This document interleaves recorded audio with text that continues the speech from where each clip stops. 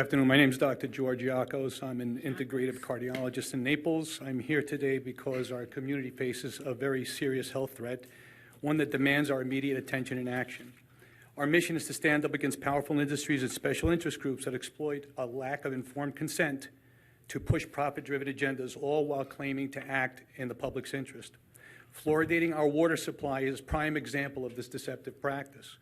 Previously, I've spoken on the battle against cardiovascular disease, which remains the leading cause of death in the world.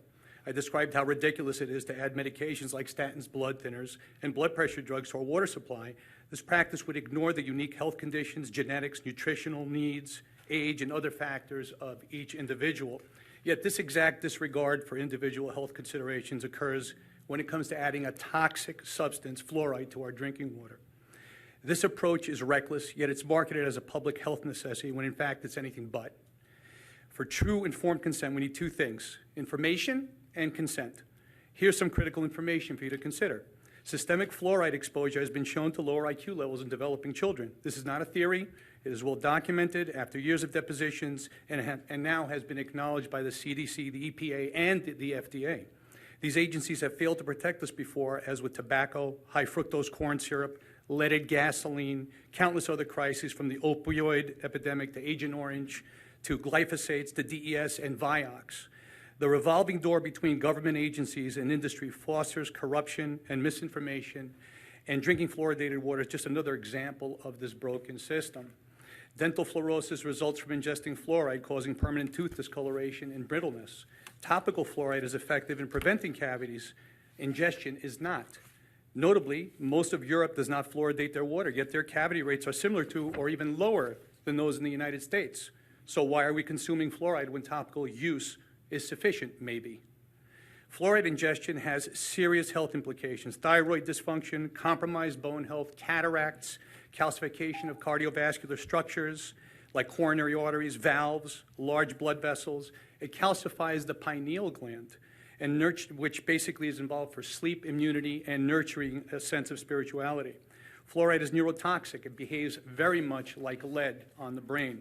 Historically, fluoride was a toxic byproduct of the aluminum and uranium industries. These industries have since shifted the burden of disposing this toxic waste to the public, profiting as we pay to add this to our drinking water. Ingested fluoride has a documented history of causing docility.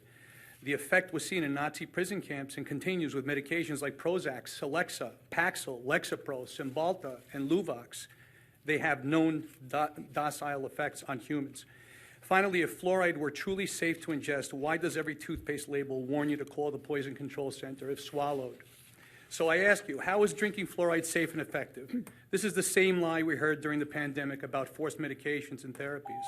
As our elected representatives, you have a responsibility to review these facts carefully and to decide whether you want our tax dollars funding a practice that puts the health of our community at risk. I urge you to consider this decision seriously, as your choice will impact the health of every resident in Naples. Unlike the other cities, Naples holds its representatives accountable. Our local officials have the power and responsibility to end water fluoridation here and now and protect our community's health. We cannot rely on distant three-letter agencies that have already admitted to toxicity of water fluoridation and admitted that they knew of this toxicity for a long time. They are not coming to protect the citizens of Naples, but our representatives can. Water fluoridation is forced medication and, in my opinion, forced poisoning. It's dangerous, and we do not consent. As our representatives, the question is, do you? Thank you.